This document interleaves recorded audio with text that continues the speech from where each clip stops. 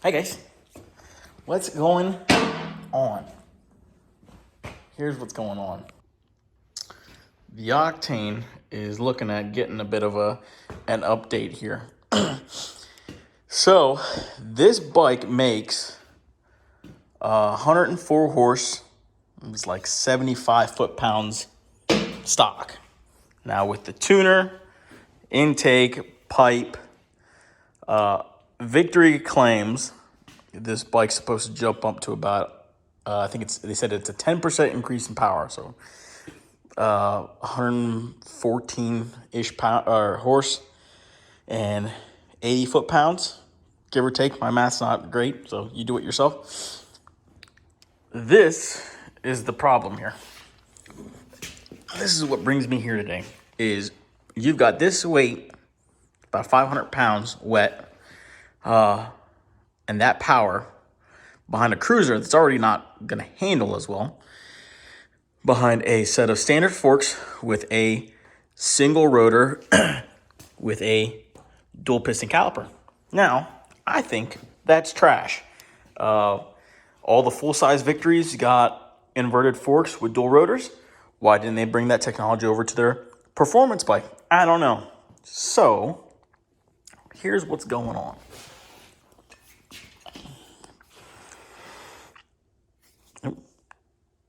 That's the right way. There it is. Okay. So this is a set of, what was the range? 05 to 06 or 05 to 07, something like that. Gixxer 750 triples. Now, from what I've researched and to what my understanding is, this should be about a 90% direct swap onto this. The only difference from what I'm told is this upper bearing is a different size. Now, I don't know if it's the outer diameter. I'm guessing it's the outer diameter of the of that race is supposed to be different on this. No one has done this swap on an Octane, to my knowledge. Now, I know they've done Ohlins with dual rotors and this and that, but that was from sponsored teams back from when the bike was released. This is a bit of a journey. I've seen guys do it with the Scouts. I'm gonna forget his name. Something Barlow. Barlow Built on Instagram. Big shout out to him. He's the one who kind of gave me the walkthrough and told me what to look for as I'm going through this, and that this should be pretty close to direct swap. So what that'll upgrade me to is a set of inverted forks, dual rotors, 2 4-piston calipers, and I think it'll look pretty damn sharp. So if that works, I think the plan for this, it'll be buy the rest of the front end, put everything on. Pretty much going to be direct swap Gixxer stuff. The only difference that'll may or may not get changed down the road is this upper. This upper may get swapped out for an aftermarket one that'll already have the holes drilled. That'll be deleted for a set of bar clamps, so I can keep my mini apes, because I don't want to get rid of those. I've seen guys just drill these out and just mount them this, but I don't like that keyhole being there, and it would stay there if that's what I did, and that's got to go. So we're going to start getting this stripped down. Step one's going to be pull the fairing and then the forks, and we'll go from there. Okay, so it's been a couple hours later, and this is what we got going on. Bar clamps got released. Bars came off, obviously. That was simple enough. Clutch cable is going to stay on. Shouldn't be a problem once I get the upper triple off. Get out of the way. That shouldn't be a problem. Forks should clear to come out. Headlight bucket had to be opened up to release the connectors on the inside of the bucket, because the wires for the controls run into the bucket and the connectors in the bucket. So once you release those connectors, you can snake them back up through the triple, get them up and out of the way. So that's done. Master cylinder came off, obviously, because it's coming off at the front end. Got the bike jacked up with the jack. I think that's it. Everything else is going to be coming off with the front end once it goes. What's this? Otherwise, for the tack. That's going to be interesting to have to figure out. That's going to have to get a mounting situation because these are mounted to the triple, and if I'm changing the triple, the mounts go away. So I got to figure out a way to reattach that. How am I going to get that wire? Going to be a problem there like that? I don't think so. Okay. I need to get something to cover this fender because I don't like this just sitting on my fender. Yeah. Undo the clamps. Release the top nut. That's the upper. I wish I would have pushed the bike forward a little bit. Do I have space? I don't know. I think I got space. I can go forward a bit. I could just lift the bike up farther. Oh, wait, no, I don't have to. Okay, that'll come off.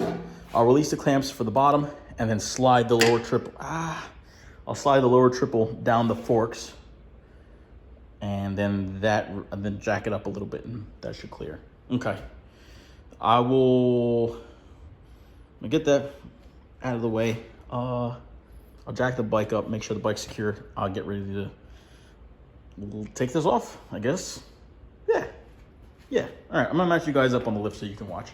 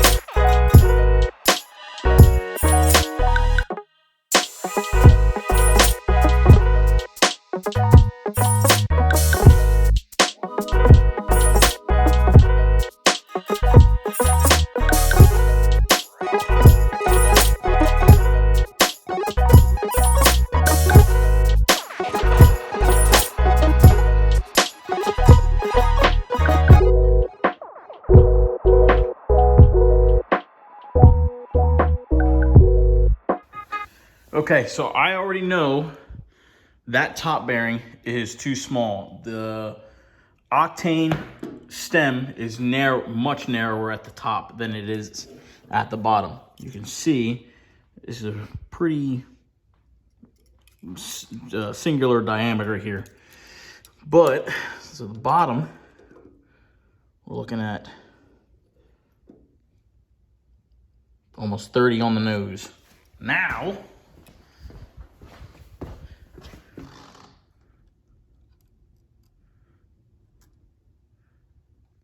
$30 on the nose, baby. Yeah, so now you can see that top bearing is way small, 2506. So this is, yeah, almost 30. Yeah, wow. So it's pretty much a straight shaft, top to bottom. It's gonna work. This is looking very, very promising. So the Gixxer, there's that bearing I was looking for. The Gixxer front end uses ball bearings. The Octane uses roller bearings. So that's gonna have to get swapped. Not a big deal. The Gixxer uses a 30 millimeter, has a 30 millimeter diameter on the bottom stem. I don't know why I put this on, started the video now. I could have showed you. So you can get the gist of it. 30 mil on the bottom of the stem, 30 mil on the top of the stem. So the Octane is 30 mil on the bottom, which is good, but 25 mil up top.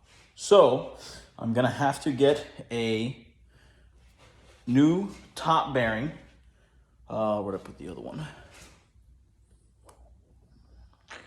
Where did I put the other one? Hang on. Okay, I found it.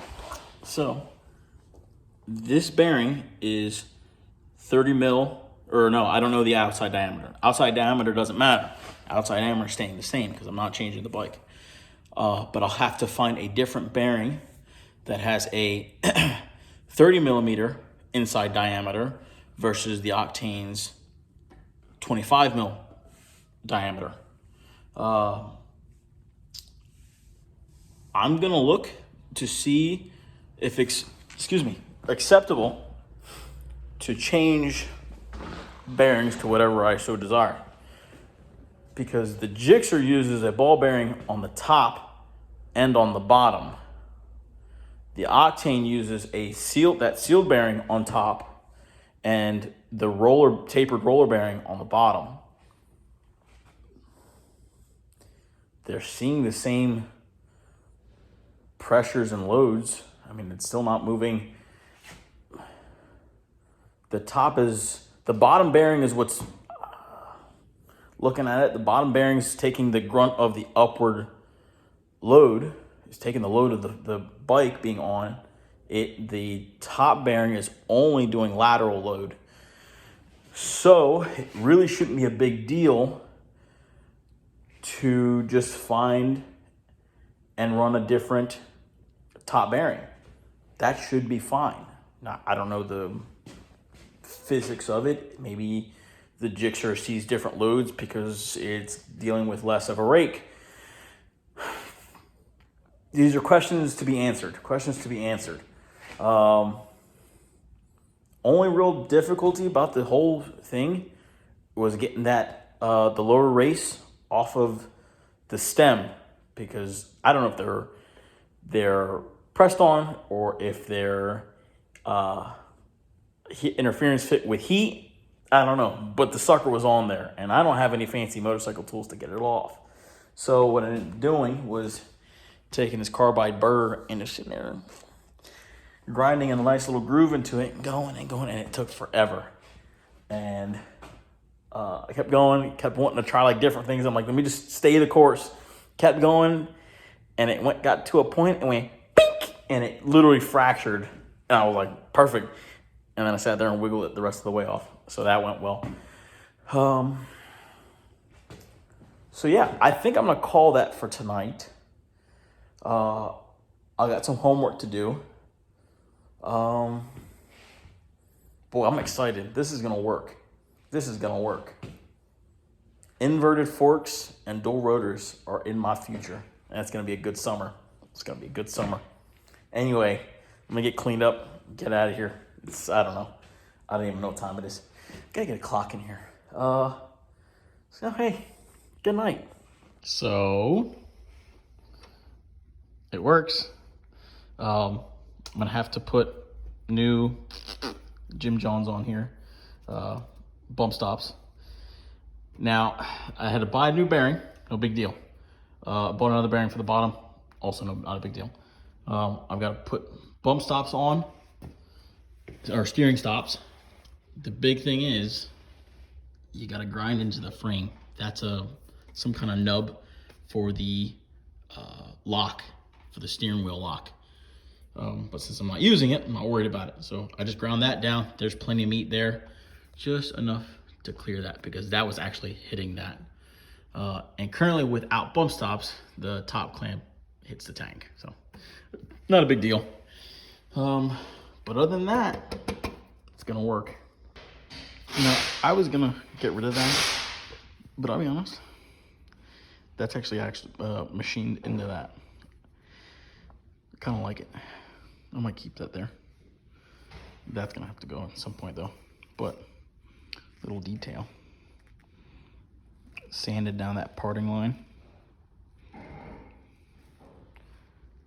Give it a nice clean look. Look good, dressed up and painted.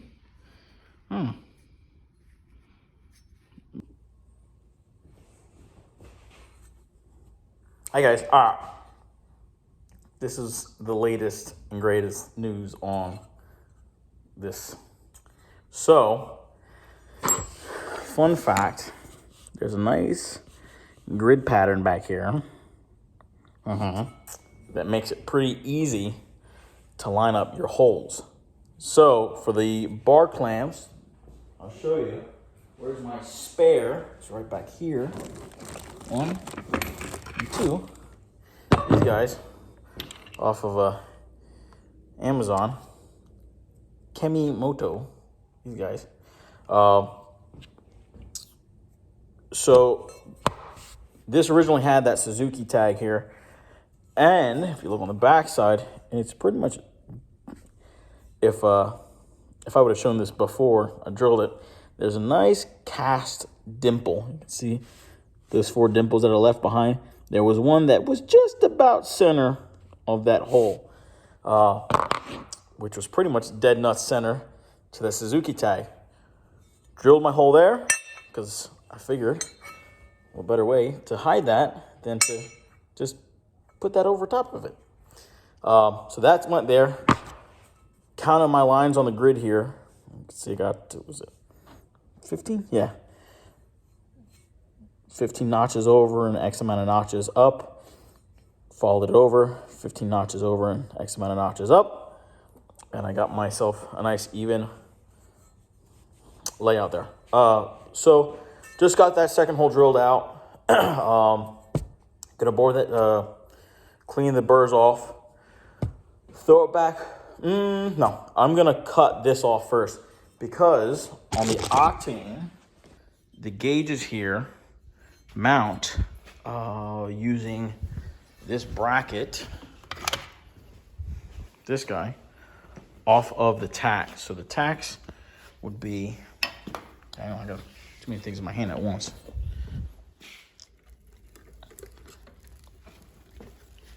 Tack sits something like that, hanging off of the front of,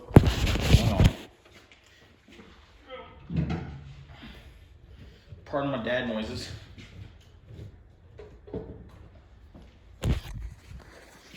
There's the old triple. That hangs off of these 2 holes here.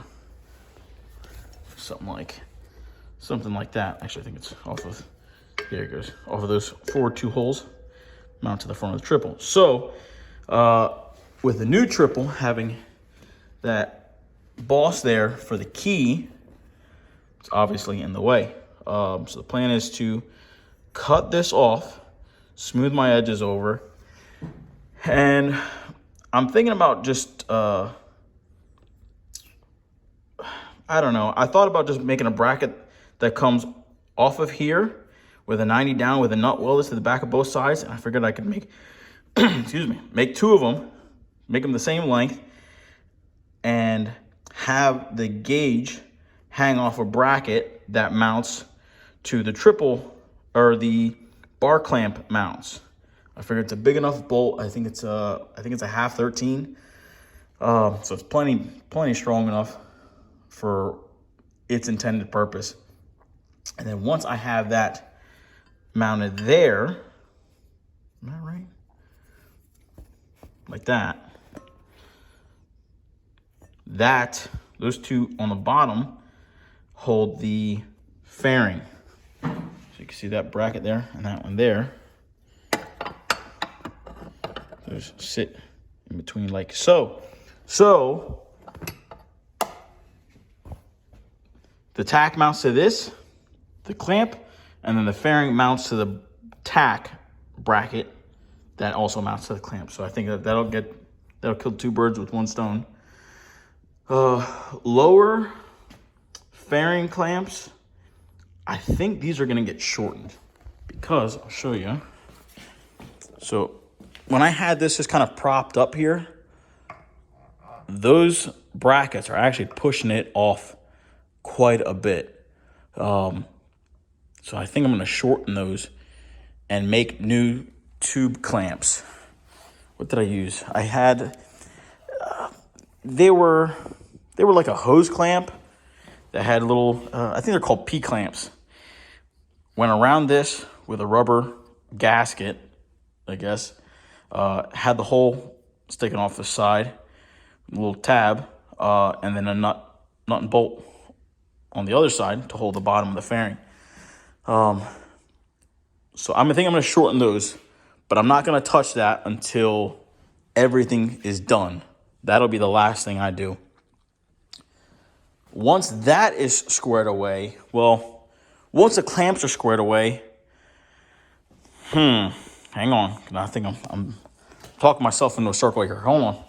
So this is the old triple clamp. Now you can see that was the headlight mount. And it's got this nice big boss here to through the, not that.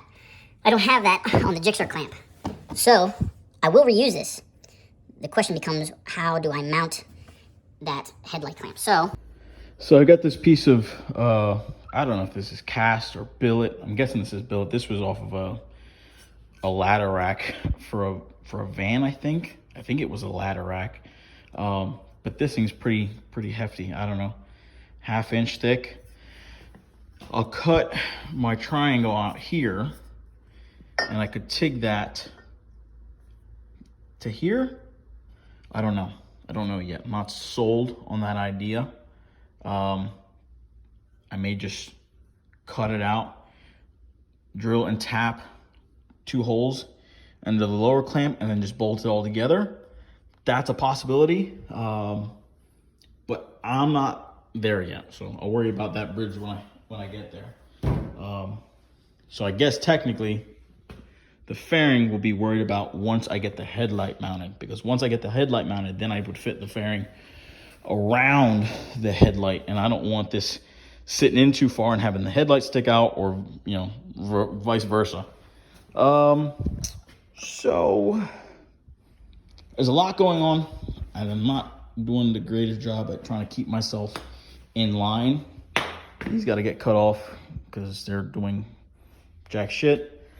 I'm gonna have to make new bump stops because the triple clamp, the upper triple clamp, is gonna hit the tank. Part of the reason why the fender cover's there. But things are going smoothly, at least as smoothly as they can for right now with me running the show. So for the time being, I'm gonna finish chopping this up and getting that key mount cut off, and then we'll re-adjourn in a few minutes. Be back. All right, I'm back. So here we go. So this is what we're left with. I used abrasive cutting wheel. I've tried using saws. I've tried running this through the bandsaw, but the aluminum just clogs the blade. I tried using the Sawzall, hoping that the back and forth action would help clear chips out of the blade. It does. It's not great. Maybe with a bigger saw would have worked, something with a longer stroke. This way would have worked out, but this was just kind of just too right in the middle, so it was starting to clog. Abrasive was the fastest. Cut here, then used the Scotch-Brite, red Scotch-Brite to blend. Hit this with a file because this was more of a rounded edge, because it had, where'd it go? It had this little guy. Oh, get back here. Had this kind of, I forget how it was. I think it was like something like that. Something like that. So this was rounded because it was cast into this. Cut it off, put a flat there, so that flat matches that flat. And same up top. Blended it all with the Scotch-Brite, like I said. So I think that's a finished piece. And I'll be honest, I don't think this little notch there is gonna bother me enough to warrant wanting to spend $300 on a new billet triple clamp. Maybe down the road, maybe. As of right now, no, not really, because I've already got a good chunk of change into this whole thing. So we're gonna go ahead and get this mounted, get the bar clamps mounted, and get the bars thrown up, and we'll see where we're sitting from there. Okay, I think I've found the hang-up portion of this whole swap. The gauges. So I tried TIGging. I made this little cross brace here. I need something to point because everything's piping hot. I made this cross brace. The plan is to drill and tap this with helo coils. Probably maybe nut certs might work better, regardless. This is a very dirty casting, apparently, because I tried taking this, and as soon as I struck an arc, this thing popped and spat at me big time. I tried testing a couple pieces with some cutoffs that I had off of this thing, and they didn't seem too bad. But I mean, it was literally as soon as I struck that arc, it popped. So I said, you know what, before I go destroying this part, I've got these aluminum solder rods. These are from Simple Weld. Now, I don't trust these for anything structural. To hold a bracket, to hold a set of gauges, I trust it for that. You got to use MAP gas. Pardon the mess. This has been a chaotic couple of hours trying to monkey around with this thing. You heat the hell out of this thing. I think this tank is going empty because I could feel the tank getting cold after a while, and it really wasn't starting to heat up. Really wasn't heating up as well as I would have liked it to have. And you heat up the part, and you just draw the solder in. You don't heat the solder rod and then try to clump it in. As soon as the metal gets hot enough to accept the rod, it just starts laying in there. So I can show you on this side how it kind of just lays in there. Same on this side. This one came out a little bit better. It's starting to run out of gas over here. I'm gonna let this sit so it can cool on its own. I don't gotta worry about any kind of weird cooling fractures or anything happen to this thing. All these little slag nuggets out of here. It literally sounds like, bugger. Interesting. Anywho, yeah, so I'm gonna go home. I'll get this measured up tomorrow for the spacing for the mount, and this will be it'll kind of kerplunk onto there. Not even nut and bolt. Just once I tap it, like I said, I should be able to just stick a nut bolt through it, and that'll be that. So, kind of annoyed. I wanted to get more done. That took more time than I would have liked it to. What are you gonna do? I will clean up the boogerness of that. I'll hit it with the carbide burr, clean it up. Maybe do a little body work on it too, especially before that gets painted. But that is that. That's I think the biggest part of this whole tack situation. Once I drill and tap it, bolt the tack on, upper fairing is mounted. I can swap brake lines tomorrow. I think we'll be off to an all right go to this weekend, or to this week. I do believe I have everything to finish this by the end of the weekend. It's Monday. We had a bit of a bad start, but you take the good with the bad. So we'll see how tomorrow goes. So see us tomorrow.